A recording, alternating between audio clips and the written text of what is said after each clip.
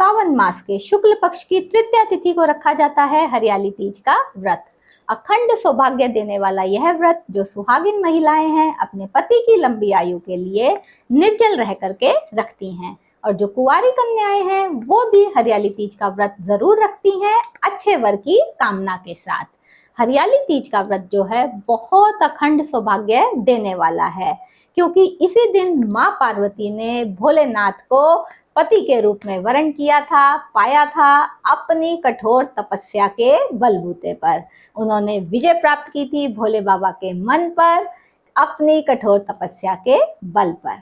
तो आज के वीडियो में आपको बताने वाली हूँ हरियाली तीज का व्रत किस दिन रखा जाएगा, इसकी तिथि क्या है, इसका शुभ मुहूर्त क्या है और इसकी विधि क्या है, और ऐसे कौन से कार्य हैं जो आपको हरियाली तीज के दिन जरूर करने चाहिए और ऐसे कौन से कार्य हैं जो आपको बिल्कुल भी नहीं करने चाहिए, जानेंगे आज के वीडियो में।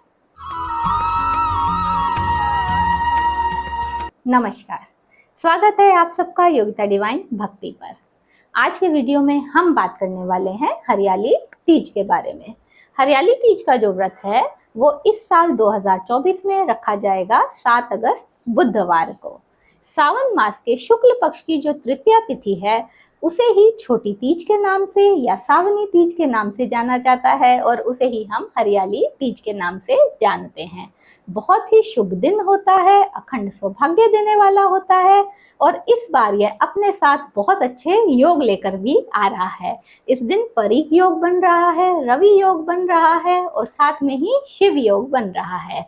तो इस दिन व्रत जरूर रखें। जो व्रत रखा जाएगा हरियाली तीज का वो 7 अगस्त को ही रखा जाएगा, क्योंकि तिथि के अनुसार जब व्रत हम रखते हैं तो वो उदया तिथि के अनुसार रखा जाता है, और उदया तिथि के अनुसार जो व्रत बनता है वो बनता है 7 अगस्त को।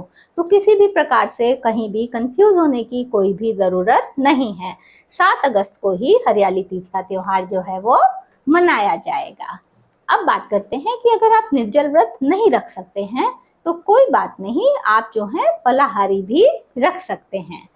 आप माँ पार्वती भोले बाबा की पूजा अर्चना विधिवत इस दिन करें और व्रत रखें, आपको व्रत का संपूर्ण फल मिलेगा। खास बात जिस बात का आपको ध्यान रखना है कि इस दिन माँ पार्वती को सुहाग की सभी वस्तुएं जो हैं वो अर्पित की जाती हैं। चूड़ा है, बिंदी है, सिंदूर है, बिछुआ है, कानों की बालियां हैं, और सारा सुहाग का जो सामान है वो माँ पार्वती को अर्पित किया जाता है। और साथ ही इस दिन किसी सुहागिन स्त्री को आप सुहाग की सारी वस्तुएं जो हैं वो भी जरूर उपहार में दें, क्योंकि देखिए जो चीज दान की जाती है ना वो दुगनी होकर के हमें मिलती है। तो इस दिन किसी भी सुहागिन स्त्री को दान में दिया गया या उपहार स्वरूप दिया गया सुहाग का सामान जो है वो आपके सुहाग पे आने वाले सभी कष्टों को टालता है और आपके पति की आयु को जो है वो लंबी करता है। तो ये जो कार्य है इस दिन जरूर करें। एक खास बात जिसका आप ध्यान रखें कि अगर आप संपूर्ण फल पाना चाहते हैं हरियाली तीज का, तो इसकी जो पूजा अर्चना है भोले बाबा और माँ पार्वती की पूजा अर्चना आप प्रदोष काल में करें।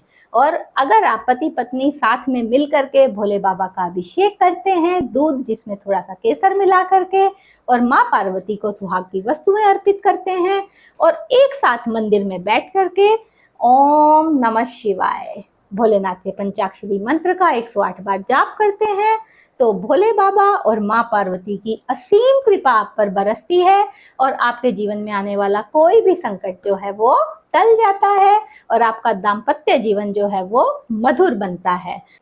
और अगर कुंवारी कन्याएं इस कामना के साथ व्रत रख रही हैं कि उन्हें अच्छे वर की प्राप्ति हो, तो भी वो प्रदोष काल में ही पूजा अर्चना करें, शिव मंदिर जाएं, माँ पार्वती को सुहाग की वस्तुएं अर्पित करें, भोले बाबा को दूध से अभिषेक करें थोड़ा सा केसर मिला करके, और एक अच्छे वर की कामना करें और माँ पार्वती से आशीर्वाद मांगें कि जैसे उन्होंने भोले बाबा को प्राप्त किया वैसे ही उन्हें भी एक अच्छे वर की प्राप्ति हो। अब एक खास बात जिसका आपको ध्यान रखना है कि आज के दिन यानी कि हरियाली तीज का जब आप व्रत रखें, महिलाएं भूल कर भी काले रंग के, भूरे रंग के या सफेद रंग के वस्त्र बिल्कुल ना पहने। इस रंग के वस्त्र पहनना इस दिन बहुत अशुभ माना जाता है। आप लाल रंग के वस्त्र पहन सकती हैं, पीले रंग के वस्त्र पहन सकती हैं, हरे रंग के वस्त्र पहन सकती हैं। आप 16 श्रृंगार करके जरूर तैयार हो, और हाँ, हरे रंग की जो चूड़ियां हैं उन्हें जरूर पहने। चूड़ियां कांच की होंगी तो बहुत अच्छा है, कांच की नहीं हो, अगर हाथी दांत की है तो भी बहुत अच्छा है।